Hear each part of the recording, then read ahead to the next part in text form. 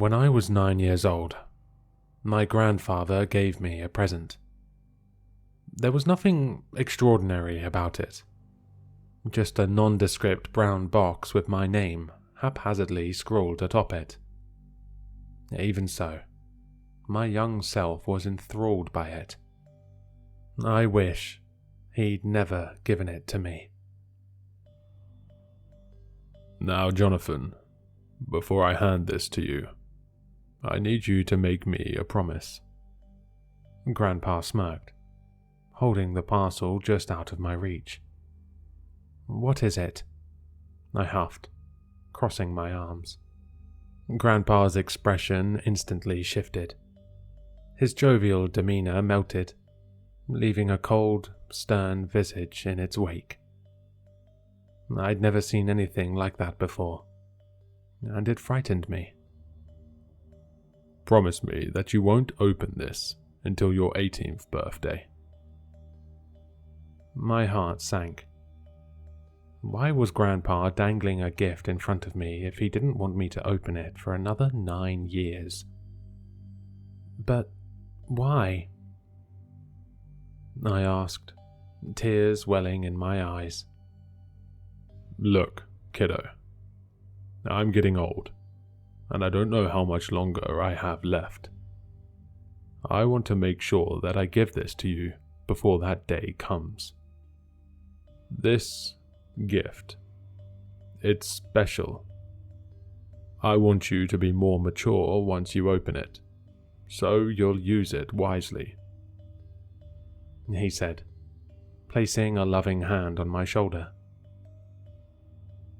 But I don't want you to die, Grandpa. I love you. I couldn't contain my sobs any longer. I began wailing, fat sloppy tears tumbling down my cheeks. Hey. No need to cry. This is just a precaution, okay? We still have plenty of time together. I know what will cheer you up. Grandpa grinned, that warm, tender smile cutting off my waterworks. Ice cream. That did the trick. All my worries washed away with a nice big bowl of cookies and cream. That day will always stand out in my mind, because, contrary to Grandpa's reassurances, we did not have plenty of time left. He passed away 2 days later. Grandpa died due to complications from a triple bypass surgery he'd had 3 months prior. The stent in one of his arteries didn't hold up. He lost his life in the back of an ambulance, just half a mile away from the hospital. I was devastated. Grandpa had always been such a rock in my life. He was my best friend, my confidant, my life guide. And I was completely lost without him. That month, I cried more than I ever had in my entire 9 years of existence. Grandpa was the first relative I had lost, which only made my struggle for closure that much more difficult. The funeral was a blur. Though I was absolutely crushed, it was nice to see how many people came to pay their respects. I was glad to know that Grandpa was so loved. I found myself alone in my room a lot after that. My eyes would often wander to the brown package. Though I came close on a multitude of occasions, I never opened it. I had to respect Grandpa's wishes. As the years passed on, I gradually forgot about the box. It had migrated to the top shelf of my closet. Soon it wasn't even an afterthought. My priorities had shifted. Girls, video games, and my growing gang of buddies garnered my full attention. Before I knew it, my 18th birthday was upon me. By the time I was done celebrating with family and friends, I was exhausted. I collapsed onto my bed, sending a small tremor throughout the room. As if on cue, I heard something fall inside my closet. My eyes grew wide as dinner plates. Grandpa's gift. I bolted to the closet and threw open the door. There it was, lying face down among the heaps of dirty clothes. I picked up the box, blowing off the thick layer of dust coating its packaging. My own hastily written name greeted me in black, faded letters. I didn't hesitate. I tore open the gift like a child on Christmas Day. 9 years. I'd waited 9 excruciating years for this moment. My jaw fell open when I laid eyes upon what lay within. Inside, shrouded in wrapping paper, was the most beautiful watch I had ever seen. It was ornately decorated. A glimmering gold band with a matching gold face shimmered up at me. The hands ticked meticulously around 12 elaborately emblazoned numbers. I was in awe. It all began to click. Grandpa wanted me to wait until I was older to open the gift, so that I'd take care of it. Younger me probably would have been a bit more careless. I began to fasten the shiny gold band around my wrist, when a piece of paper fluttered to the ground at my feet. I set the watch down along with the box and picked it up. Dear Jonathan, happy 18th birthday. I hope that I will be there to celebrate this monumental milestone alongside you. But if I'm not, know that I love you with all my heart. Though I may not be there in person, I will always be with you in spirit. Tears began trickling down my cheeks. Dozens and dozens of memories of our time together assaulted my brain all at once, like some sort of intense collage. I missed him so much. I almost put the paper down and locked the watch away for the night, but I forced myself to continue reading. I have entrusted you with my most valuable possession. It may look like an ordinary wristwatch, but its value is immeasurable. Below, I have included a small list of instructions and rules for wearing the watch. Please be mindful of its abilities and treat it with the utmost care. There is only one of its kind in existence. This watch has the ability to control time. There is a dial on the side of the watch. Pull this dial out to pause time. Turn it backward or forward until you reach your desired point. Then push the dial back in to resume. Use this sparingly. Do not travel forward or backward in time by more than 1 week. This could have serious implications on the time-space continuum. Do not use the watch for nefarious purposes. You're a good boy, so I know that won't be an issue. But just in case I have to spell it out for you, do not use the watch for the acquisition of large sums of money, sexual favors, or expensive worldly possessions. Read this part carefully. Whatever you do, make sure that the watch does not get damaged. As previously stated, this is a one-of-a-kind item. You do not want to meet the creature charged with fixing it. The price to do so is steep. I'm trusting you with this, Jonathan. Follow the instructions, and you will prosper. Failure to do so will result in rather unpleasant consequences. Reap its benefits wisely. Again, have a happy birthday, grandson. Love, Grandpa. Was this a joke? Maybe Grandpa had some sort of degenerative disease that I hadn't picked up on. There was only one way to find out. I fastened the watch around my wrist. I turned it over a couple of times, admiring its elegance. Grandpa sure did have good taste. I held my breath as I reached for the dial. This was it, the moment of truth. I pulled the dial out and... nothing. The watch's hand stopped ticking, but other than that, I didn't notice anything strange. Must just be an ordinary watch after all. I didn't even bother to push the dial back in. I began to trudge downstairs dejectedly. Even if the watch didn't have any supernatural abilities, at least Mum would think it was cool.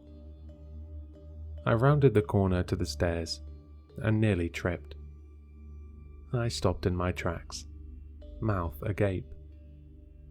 I struggled to comprehend the scene before me. Mum had her back to me. She was standing over a pot, but the steam was frozen in place. It wasn't moving, and neither was Mum. I continued to drink in my surroundings. The TV was paused between scenes of Brooklyn Nine-Nine. Dad was seated in his favorite armchair, glancing down at his phone. A mug of green tea was raised halfway to his lips. But that meant... I snapped out of my stupor, pushing the dial back in. Everything picked up right where it had left off, like nothing had happened. Andy Samberg screamed through the television at some comically ignorant street thug. Dad loudly sipped his tea, and Mum hummed a soft tune as steam wafted up from the pot. It worked. It really worked. I tried it again just to be sure. Everything froze, just like it had the first time. A smile began to inch its way across my lips. I was going to have a lot of fun with this thing. The remainder of the weekend passed about as you would expect. I used the watch whenever it benefited me. I skipped past Mum's 100th lecture of the week on why vaping is bad. I don't even vape. I rewound my turns in our weekly game of Uno to shift the odds in my favor. I paused time to fart in a crowded elevator. You get the drift. I was having the time of my life. When Monday rolled around, I was ecstatic. I'd been dealing with some particularly nasty bullies, and I was really looking forward to teaching them a lesson. I skipped through all my morning classes and resumed right at lunchtime. I wasn't hungry. Well, not for food. I was hungry for revenge. It didn't take long before the bastards waddled into the cafeteria and sauntered straight up to me. Carson and Dylan were on the heavier side. They liked to use their weight to their advantage, especially against vertically challenged kids, such as myself. "Sup, bitch boy? That sandwich of yours is looking pretty tasty. I hope you don't mind if I take a few bites," Carson said, shoving me aside while licking his crusty lips. I grinned, reaching for the watch. "I don't mind one bit," I replied, pulling out the dial. I watched as Carson's grubby hand froze right before it grabbed hold of my turkey sandwich. The noisy cafeteria instantly went deathly silent. Hundreds of kids sat still as statues, all focused on their own menial activities. Though I had all the time in the world, I didn't hesitate. I shot up from my seat and began punching Carson hard in the face. Dylan was next. I released all the pent-up rage that had been bubbling inside of me for the majority of my senior year. I showed them no mercy. After the months of torment they had put me through, I wanted those two to suffer. Once I was done beating the ever-living crap out of them, I took Carson's arms and fashioned them around Dylan's waist. I gave Carson a wedgie, then clasped Dylan's fingers around his underwear. Next, I pushed their faces together until their chubby lips were touching. I patted myself on the back. It was so satisfying to see them like that, and it was even more satisfying when I pushed the dial back in. I was elated when kids began pointing and laughing.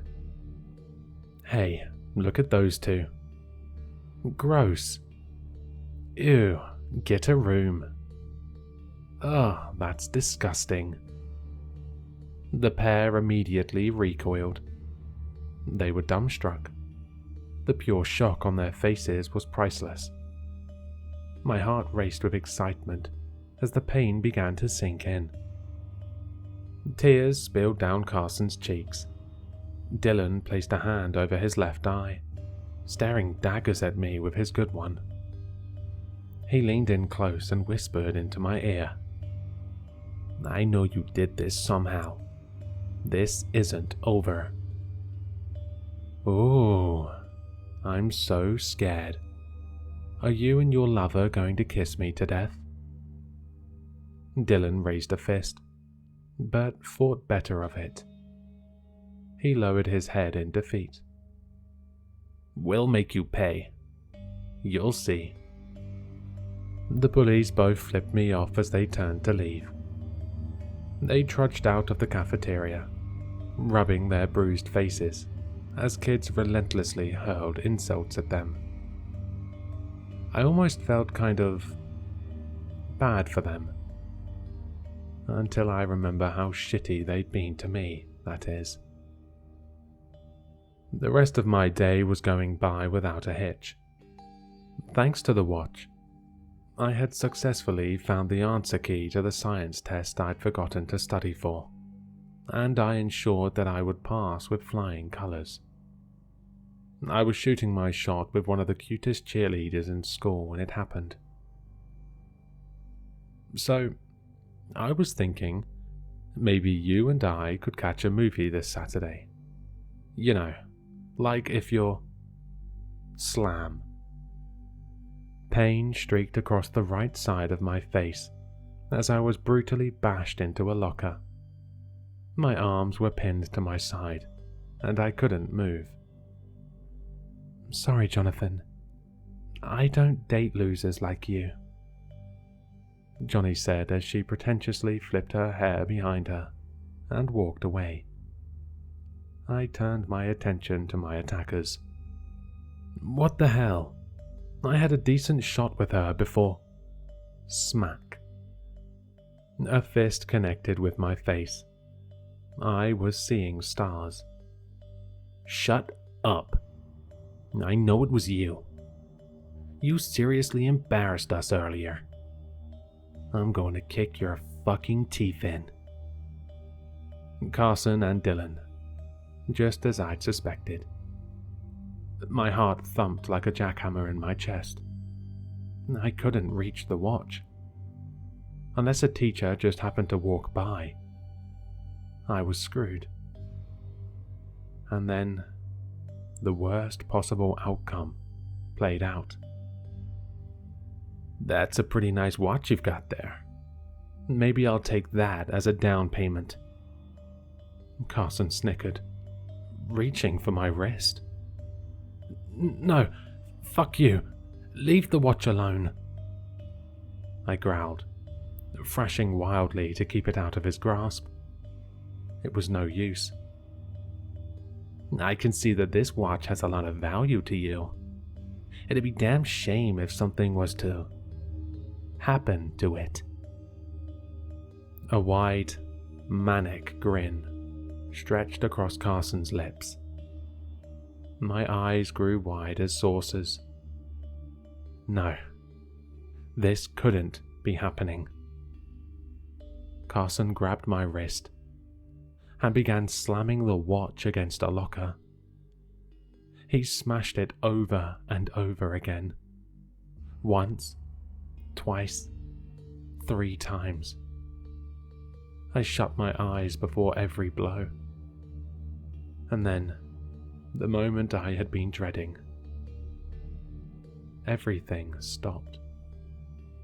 I slowly forced my eyes open.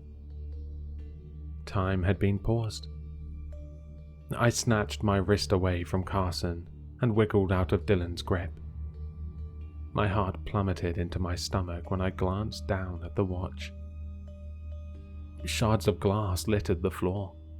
The hands had stopped ticking. The hour hand was mangled, facing directly up in the air. I nearly passed out when I looked at the side of the watch. The dial was completely missing. I frantically searched for it, eventually finding it along with the debris on the ground. I tried to shove it back in. No effect. I don't know how long I've been here. I think it's been at least a week, but I can't be certain. There's no way to gauge the passing of time when it's been paused like this. I've got all the necessities that I need to live, but I'm terrified. Not at the notion that time will never resume. No, I'm afraid that it will. I've been seeing him. The watch repairman that Grandpa mentioned in his letter. He started off far away, but he's getting closer and closer. No matter how far I run, no matter where I hide, he always finds me. Just the sight of him sends fear coursing through every fiber of my being. Because this man, this thing, it has no face. I have a feeling that I won't survive when it catches up to me, so I need to get my story out there. I've preset this post to upload tomorrow. That way, if time does resume, this story should get out to the world. If you're listening to this, it's probably too late for me. Please, for the love of all things holy, if this watch somehow falls into your possession, don't use it. Throw it in a storage closet and forget the damned thing even exists. Because its consequences are far too severe.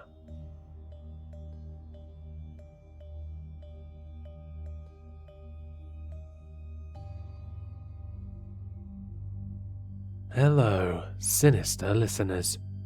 If you've enjoyed this story, then you'll find all the author's information in the description below. For more content, be sure to like, comment, and subscribe to succumb to the sinister.